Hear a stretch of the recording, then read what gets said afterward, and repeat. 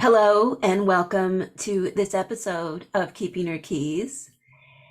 Today, I'm going to be talking about the history of Hekate and how her historical depictions can intersect with when we are called to Hekate and how we can craft our own understanding of Hecate based on our personal experience, what's sometimes called personal gnosis. That's Gnosis, gnosis. And where this all can lead for us to have a truly deep spiritual practice, a deep experience of wholeness within ourselves, and a sense of equanimity that we are connected in a enriching way to both the dark and the light, within and without, as above so below, as within so without. So let's begin. I invite you, if you have a candle handy, you can light your candle. And if not, you can just share in my flame if you wish, or you can do the motions with your hand.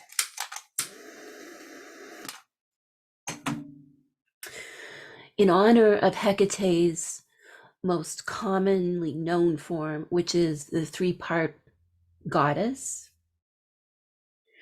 night, day, the in-between, past, present, future, maiden, mother, crone, guardian, guide, gatekeeper, so many interpretations of the triple goddess as relating to Hecate.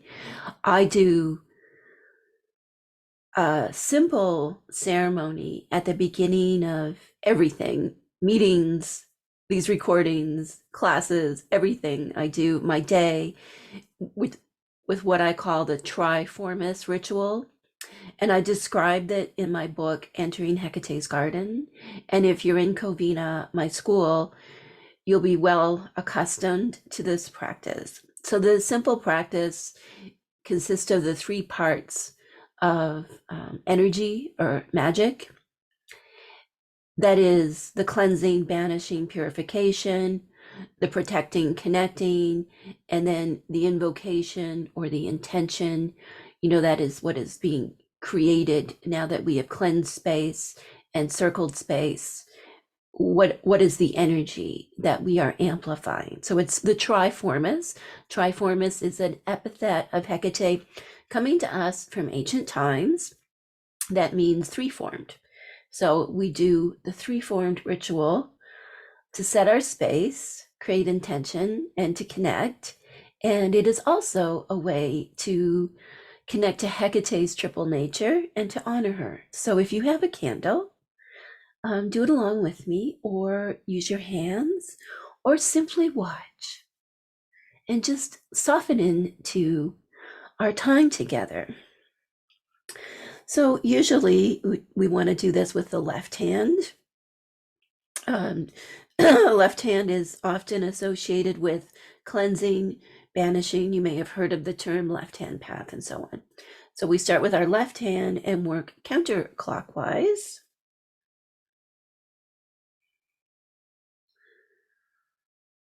Just calling upon that energy of cleansing. See that flame burning away whatever is blocking and binding. Doing this in repetitions of threes is lovely as well. And then we switch hands and cast the circle in a clockwise motion. And this is the energy of protection, seeing that flame as nourishment. And it's also the energy of connection. As we connect here through this recording and other ways. And if you have any questions about these episodes, or if you have suggestions, email me at info@keepingherkeys.com. That is a way that we can connect.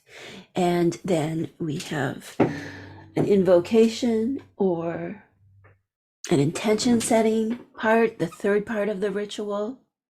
And today I am going to share the opening poem from my book that is coming out very soon. It's about to go to the printer. Super excited. I don't even have paper copies of it yet. So I'm going to be reading from the PDF. And this is the opening poem from that book, which is the psychospiritual journey through Hecate's cave, through personal exploration, deep inquiry, and ritual.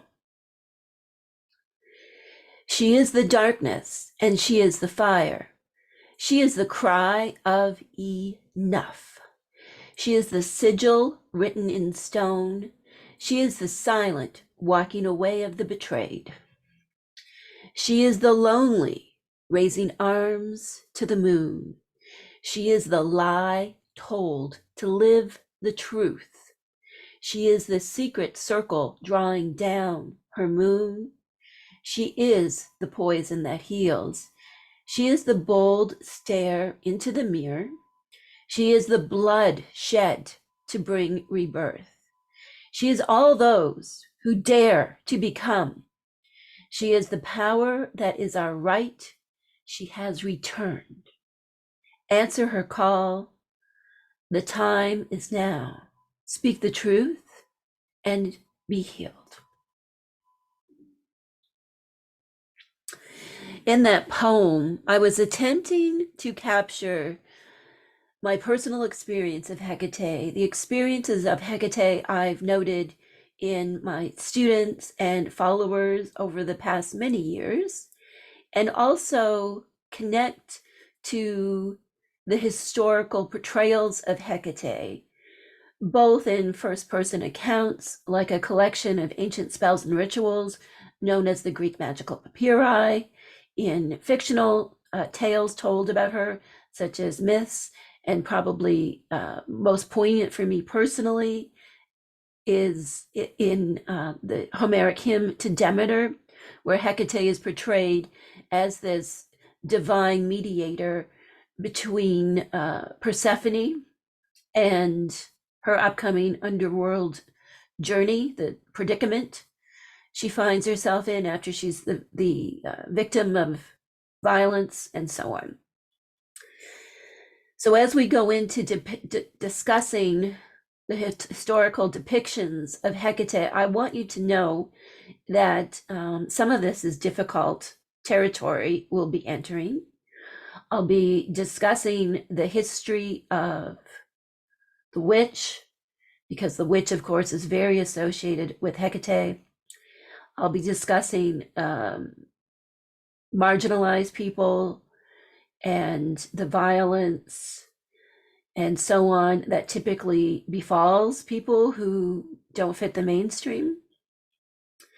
And also discussing how the sacred feminine was systematically, institutionally denigrated over hundreds and hundreds of years. We still kind of live in the shadow of that today, of course. So this can be some difficult territory that we're going into. Take a breath and let's explore together. Maybe we should have some sacred smoke. Let's get the smoke going.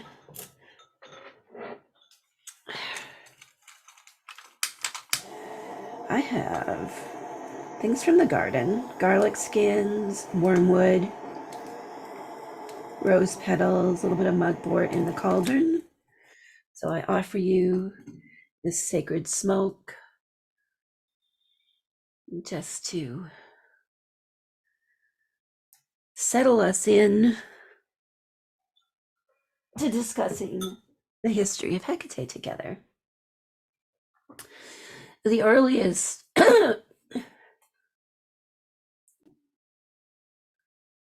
when we talk about Hecate's origins, I think I want to kind of scaffold this by saying that Hecate is commonly described as a Greek goddess. That is not wrong. She certainly was known to the Greeks, and in certain parts of the ancient Greek Empire, she was incredibly important. However, her origins lie in the mists of the past, well before the Greek Empire was established.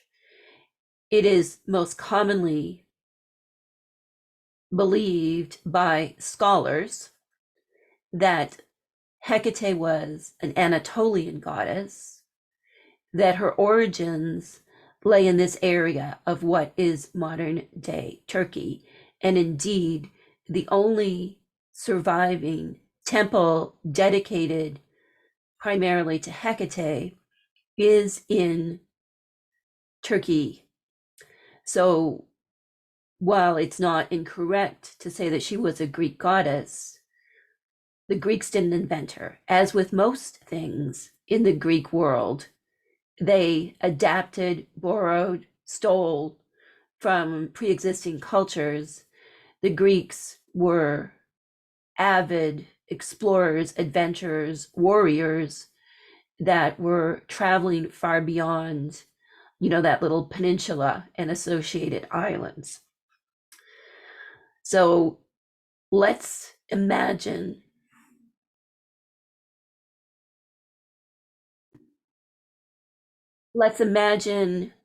the Mediterranean Sea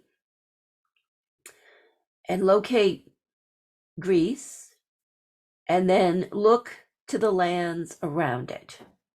This would have been the area where Hecate was known. And then, of course, with the rise of Rome, she became known to the ancient Romans. And then she was transformed in different ways and kind of persisted as the Roman Empire spread throughout Europe. What we may have seen as Hecate evolved into goddesses, saints, and so on, known by different names. So there is this lineage of Hecate that stretches way, way back, at least 3,000 years. And then if we want to keep going back further, the idea of a great mother goddess figure who was both light and dark, death and birth, and all the spaces in between. And I'm referring here to the work of Gimbaltus and others who did this groundbreaking anthropological work, archaeological work, exploring the Great Mother well beyond the ancient Greeks, and even kind of the eras immediately preceding the time of the Greeks. So where the Greeks enter the picture is roughly 2,500 years ago. And that is where there starts to be documentation specifically calling Hecate by name and referring to her as what we could define as a great mother goddess figure. The earliest record that specifically discusses Hecate at length is from Hesiod's Theogony, Theogony. You can probably find a public domain copy of it if you're interested in diving into that. In the Theogony, she is described as a goddess who oversees many things. She is involved with civic life, the city, the harbor. She is a goddess that can grant boons and favors. There is no evidence of, the scary, frightening Hecate that comes later on. She's very powerful. And from the Theogony, the next major source, I would say, is the Homeric hymn to Demeter, where Hecate emerges from her cave to console Persephone. So in this story, a young, innocent Persephone has been sexually violated by Hades. Hades had made an agreement with Persephone's dad, Zeus, behind Persephone's mom's back, Demeter. And after this, Persephone was understandably bereft, and she was all alone. She had been abandoned by her companions. Demeter had gone off in a fit of fury. And as she is crying in this tale, Hecate emerges from her cave to give Persephone succor. And as the story progresses, Hecate continues to play a mediational role, negotiating, with the powers that be, about the necessity of Persephone to marry Hades and become queen of the underworld. And that in some ways, Hecate plays this very important role that is much like a psychologist or a therapist or a wise auntie or even a crone, a wise woman figure. Although in this story, she is not depicted as aged. With each passing season, of course, Persephone alights from the underworld, and it is Hecate, in some versions of this story, that guides her back and forth. So that Hecate is the force, the spirit that navigates what is underground, what is interior, and so on, with what is bright and growing and solar. So that comes along, not historians believe it comes along, I think, shortly after Hesiod's Theogony. So we're still talking well over 2,000 years ago.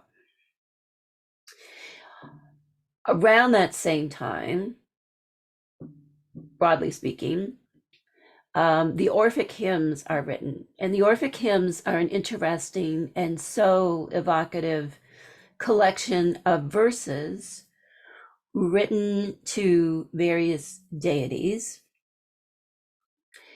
There is a long discussion around the origins and so on that I won't get into, but if you're interested in that, you can look that up. The most interesting thing for me about the Orphic hymns is how Hecate is positioned in them.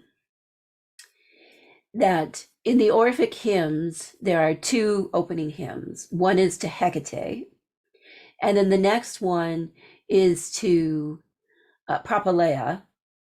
I think in some translations they use a slightly different term, but the term means the feminine gatekeeper, or we might even say the keeper of the keys, the feminine figure who watches over thresholds. And Hecate is very much associated with this role. So my personal belief is that Hecate comes first. She is that spirit, that mediating spirit that when they were constructing, organizing these hymns to put Hecate first, was indicative that she was the spirit that helped you get to all the other spirits.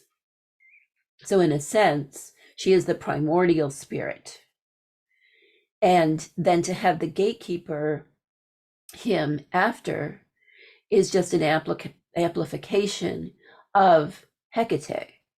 She is this amazing force, and in the Orphic hymn, the author talks about her being the keeper of the keys, and that, she is terrifying, yet also lovely, and it's so beautiful. And then in the Propylaea one, she takes on this role of being the gatekeeper, and also Aletheia, which is a term, there's different ways to translate this. That title, Aletheia was also a goddess unto herself in some aspects, but there's different ways to translate it into English. I typically spell it Elythea, Aletheia. I think I got all the E's and I's in there. So Aletheia is the divine midwife. She is the one who watches over birth, helps pregnant people, and so on. So propylaea is associated with not merely the physical threshold, but the threshold of pregnancy and childbirth, of bringing a spirit into the world, bringing a life into the world, and then also associated, not so much in this particular hymn, but in other sources, with the psychopomp role, which is the scene of souls from this life to the other side. So there is this setup, if you like, in the Orphic hymns at the very beginning, describing Hekate in this way, that she has all of these powers, and clearly portraying her as what I would classify as a great mother figure. Great mother, that is a term that comes from like archaeology and anthropology, even depth psychology, such as the work from Eric Neumann in the 1950s. So the great mother is both light and dark and so on, like I previously mentioned. She is a totality. She's not a goddess that is kind of slivered and is in charge of this or is in charge of that. She encompasses all that is traditionally viewed as feminine. So that comes then. So we have this setup. So far, we've traveled probably about 1,000 years. And now we're approaching, let's say, the end of the pre-common era and coming into the common era. So this can be a little bit confusing too, to call it before the common era and common era. A lot of us grew up with the annotations of BC and AD to depict when it was believed that Christ walked the earth and then died and was resurrected. So we used to have time BC and AD, but now we typically use BCE and CE as a dividing line for before and after the Common Era. Still a little bit confusing and odd. So as we approach this, we need to just pause for a moment and think about what was happening in that world at the time. The Greek Empire had reached its pinnacle. It was declining, but it had spread widely, so that most areas in the ancient Mediterranean had been exposed to Greek culture to some extent. By this time as well, practice in certain areas of the ancient Mediterranean around honoring Hekate with rituals on the dark moon, those practices would have been well established. And in certain places, it is believed that there were well established cults of Hekate, and that these cults, by this time, we're continuing to see Hekate, of course, as this great mother figure associated with midwifery, pregnancy. Her role as Chorotrophus would have been well entrenched by this time too. Chorotrophus means guardian of children. And concurrently, her role as psychopomp, the one who guides souls to the other side, much as she did with Persephone, that role would have been well entrenched in the understanding of Hecate. Also to note, by this time, there were popular plays that had been written that advanced Hecate's governance over sorcery, magic, and pharmakeia. Most particularly, Euripides' Medea was incredibly popular and remains incredibly popular. I went to the opera last month and saw a new production of Medea from the Metropolitan Opera in New York City. So Medea remains with us. And in Medea, she summons Hekate and is considered a spiritual daughter to Hekate. And in my book, Entering Hecate's Garden, I actually channeled a message from Medea to open the book, and Medea is very much part of that book. So this was a popular play, and this really kind of cemented in the mind of people back then Hecate's association with witchcraft and what we might call the shadow self. Certainly, Medea is all about shadows and longing. And I have a separate episode I did with mythologist Angela Natividad all about Medea. So if you want more Medea, you can find that. There was also the popularity of the Odyssey, which is very, very old, in which Circe, or Kerke, for a more Greek style pronunciation, that she was deeply involved with Hecate as well. So we have these two witches, and it was Hecate and those two witches as her spiritual daughter, although in some stories they are her actual daughters.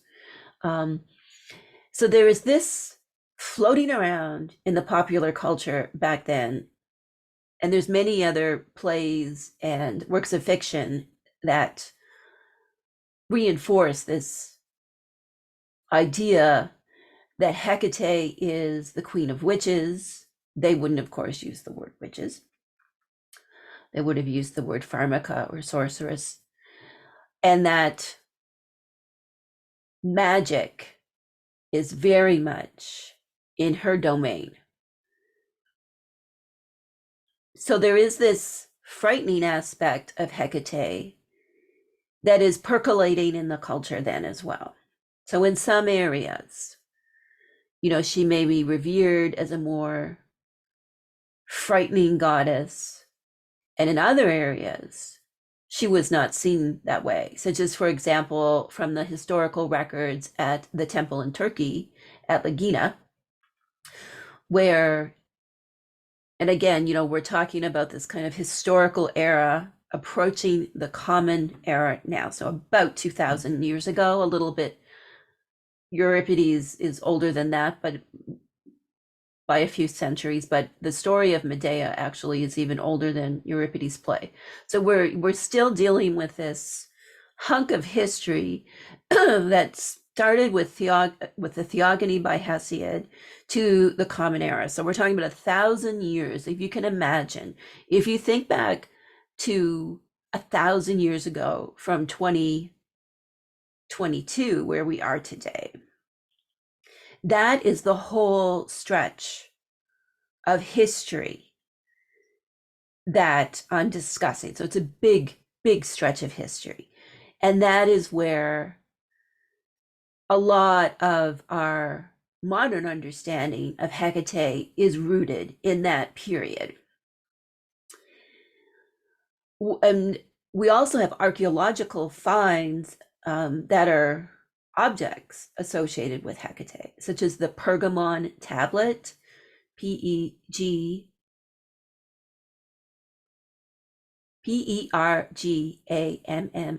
I think, tablet, if you want to look that up. Statues and iconography, and those fabulous magical gems, which are one of my favorite things, that depict her. So we have kind of written sources in ancient Greek and other languages, even Hebrew and course, getting into the Roman era, we get into Latin and Egyptian. So these are all written in different languages. And then there's also imagery of Hecate, all coming up to this time. And then we get into the kind of straddling the common era. And I want to talk about this collection of magical fragments known as the Greek magical papyri, wherein Hecate is often invoked for spells and rituals. So this is a collection of papyri that were found in Egypt and subsequently translated.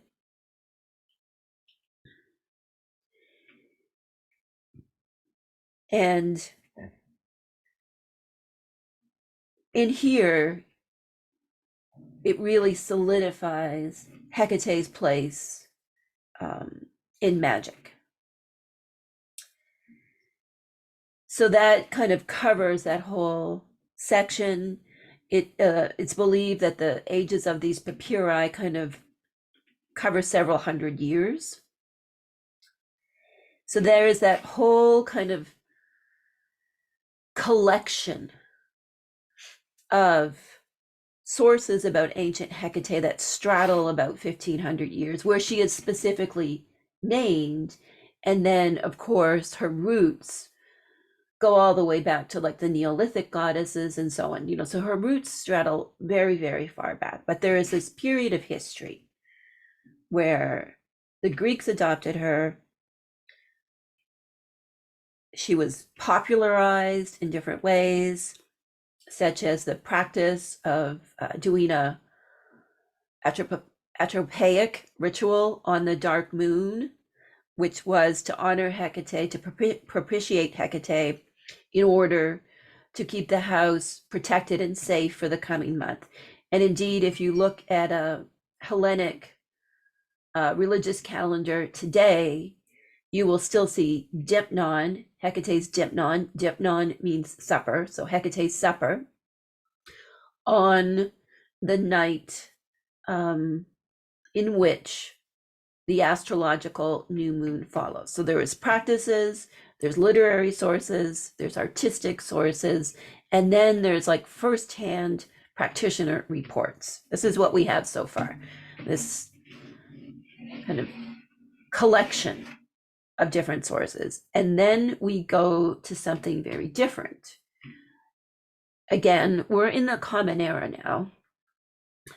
So probably about 1800 years ago, where there is a collection of fragments coming from a different different area that's come to be known as the Chaldean oracles. Sometimes it has other names, but most commonly known as the Chaldean oracles. And Chaldean is spelled Chaldean. And in these oracles, Hecate is portrayed as Anima Mundi, the feminine soul of the world.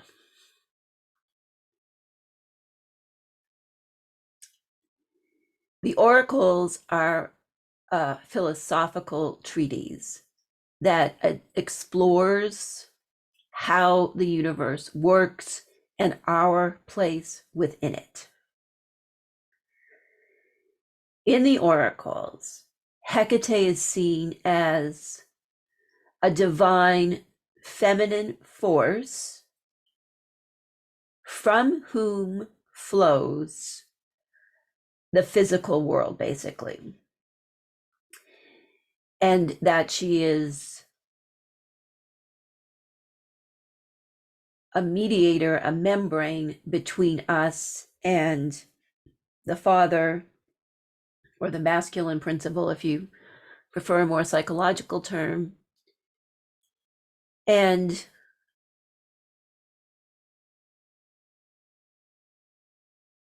for the authors, there is some discussion about who actually authored the Chaldean oracles. For the authors of the oracles, I believe their big question was, what's the meaning of life? Where are we going? And that this channeled, it's often viewed as being a channeled or sacred text that came through scribes that um, opened themselves up to this kind of divine knowledge. It puts me to mind of like the modern idea or understanding, or it's kind of like in the culture of the Akashic records, that there is this divine library and the oracles tapped into that.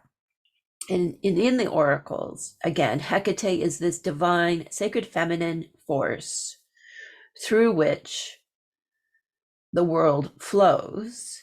And she is also membrane, mediator between mortals in the physical world and the more ascended world of the Father, the higher self. We would have different terms for it today than what the authors of the oracles used. So that is a very interesting depiction of Hecate, especially if we are considering that this is a sacred text. It's a channeled text. It's not like the PGM where it's a practitioner writing basically their own grimoire or their own book of spells and rituals.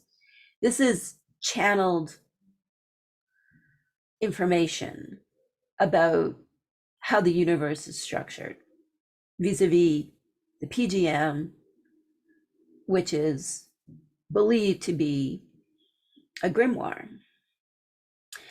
And we're stacking these two sources on top of like the theogony, which was here's who the gods are and what they're in charge of. And then the fictional, the plays, and the Orphic hymns. So we're stacking all of these things together. And myself, being a researcher, I do qualitative explorations of all of these sources and allow themes to emerge from them. This is a lot, right? This is a lot to take in. I think some of the biggest themes, if we're straddling probably about 1,500 years of history now, that some of the themes that emerge is that Hecate is some sort of mediator. She is not the star of the show. She's not Persephone. She's not Medea. She's not Circe. But she is the one who is greater, that is turned to in times of dire need. She is associated with the deeper world of spirits. She is associated with healing. And she is also associated with what we might consider baneful.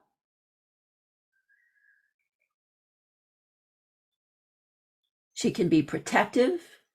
She can be destructive. And she is a very, very complex figure. She's also some of the things I haven't talked about, but I want to mention before we kind of shift more towards coming to where we are today with what people think about Hecate, that she's associated with dreams, she's associated with healing, and she is very associated with herbalism, what we might call herbalism, or we might call magical herbalism today. She is also strongly associated with what I like to call her horde. And this horde is a band of restless spirits, the unquiet dead. In the ancient thinking, spirits, harmful spirits, spirits who never knew flesh. Hecate was also known by some to be associated with this type of spirit.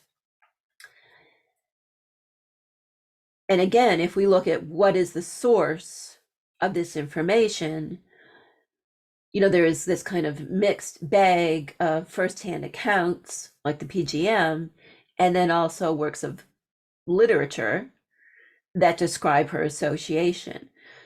So if we look to fiction as fact, and if fiction reflects what actual people believed about Hecate at the time, then there is this kind of nefarious side to her as well. She's a very, very complex figure. But if we look to practice, one of the practices we know is this ritual happening on the new moon. And then we also know about the rituals and practices of the temple at Lagina that survives to today, because they left amazing records, things written right on the walls. It's really quite stunning. So Hecate remains really complex. We have at Lagina, she is this great mother figure. In other areas, she is more nefarious. Her role as keeper of the keys of the universe, you can see how that plays out in the Chaldean oracles, keeping of the keys of the gatekeeper to the deeper world. You can see how this plays out with magic, dreams, and so on. So there is all of this kind of emergent energy of Hecate as being the one who governs like these entrances, whether physical entrances to the home. And again, she was also known as a road goddess during the ancient time too, connected to Enodia or Enodea, who was a goddess with origins slightly north, a Thessalian goddess, older origins that the Greeks also adapted, and so on. So it gets very, very complicated. But the themes, I would like to say, she is associated with the in-between, gatekeeper, keeper of the keys, the deeper world, magic, restless spirits, pregnancy, childbirth, protection of children, healing.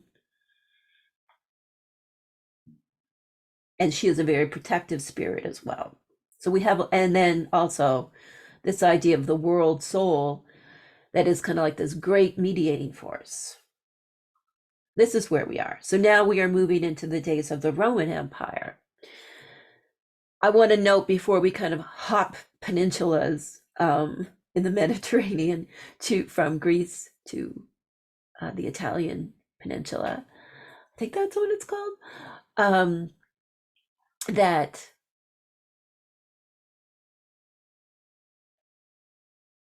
her connection to certain goddesses needs to be kind of thrown into our cauldron of what we're discussing today. She's deeply connected to Greek Artemis, but there's also a different Artemis who was more of a mother figure. So the Olympic, so the kind of the Artemis we probably all know from myths and pop culture is, she's young, she's the huntress, she's very pro-feminine, she's what we might call today, she's like queer. There's that Artemis, but there was also Artemis who was much more like Hecate. And depending on where the author or the art maker lived in the ancient Mediterranean, that's how they understood Artemis. Much like, today we can understand different figures, different pop culture figures very differently based on our personal understanding. Back then, of course, like geography was one of the major influences on what you would know.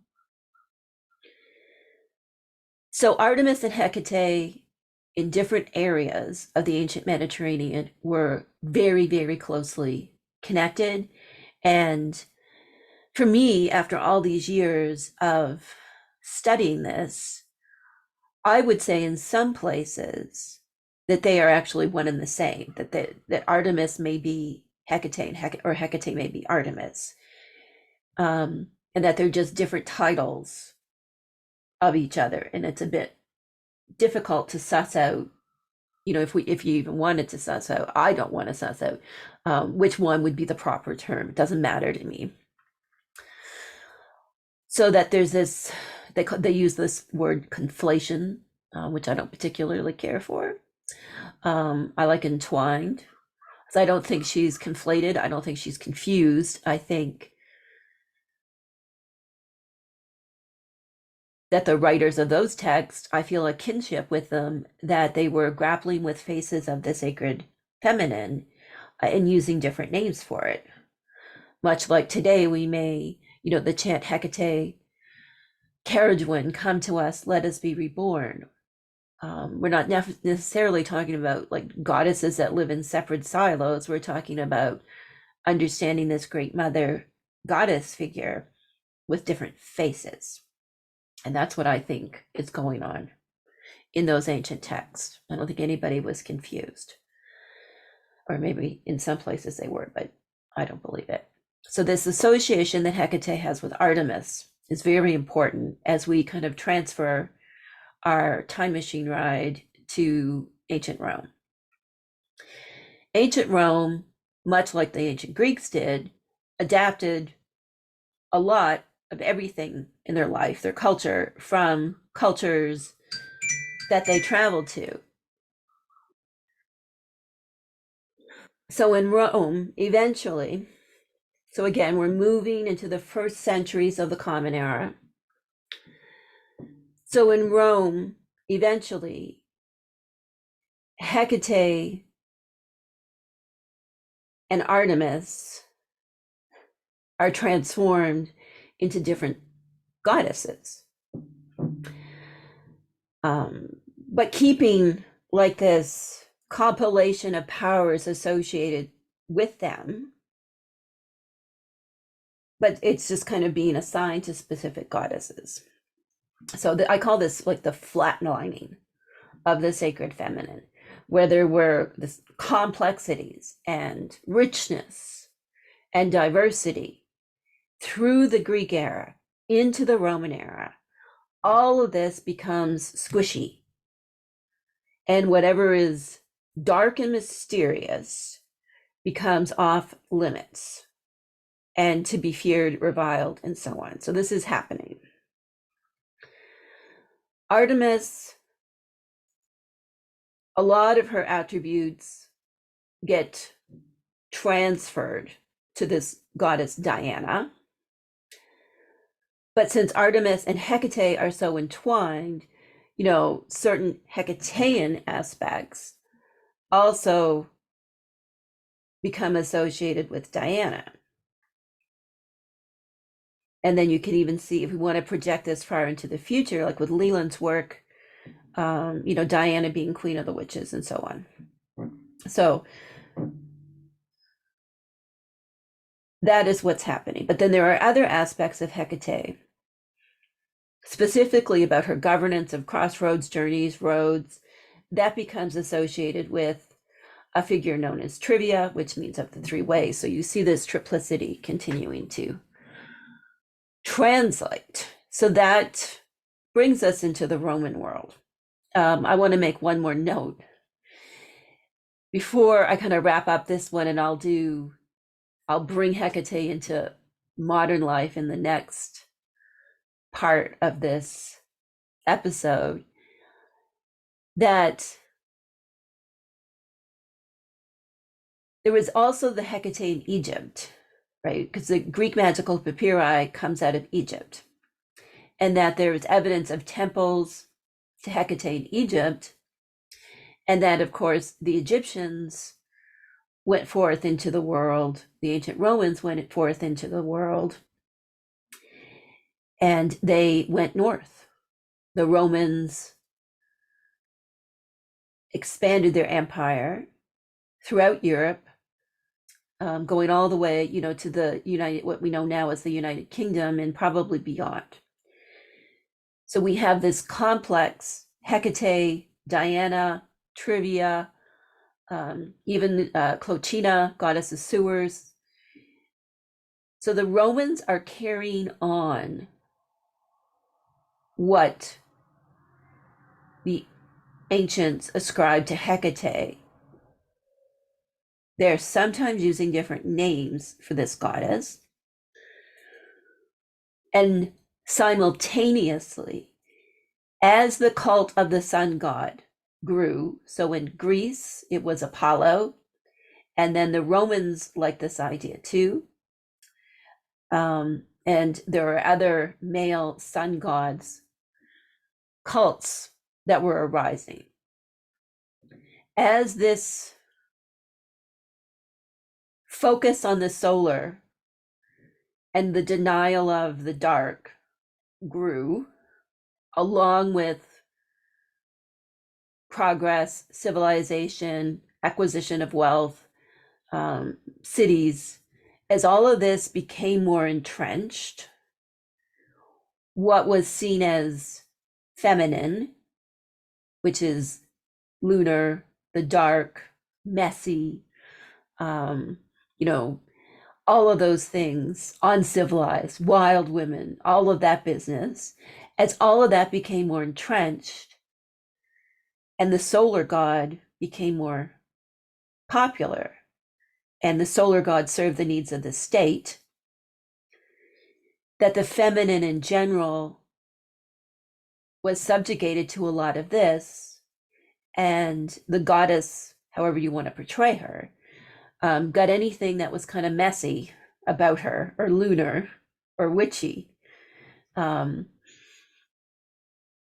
reassigned to goddesses that were just scary bad to be avoided by these ancients. So that's kind of where we're at. In the second episode, I will take us into the Christian era. And sorry, in the second part of this episode, I'll take us into the Christian era and to where we are today in understanding Hecate. I hope you've enjoyed this talk about the historical origins of Hecate.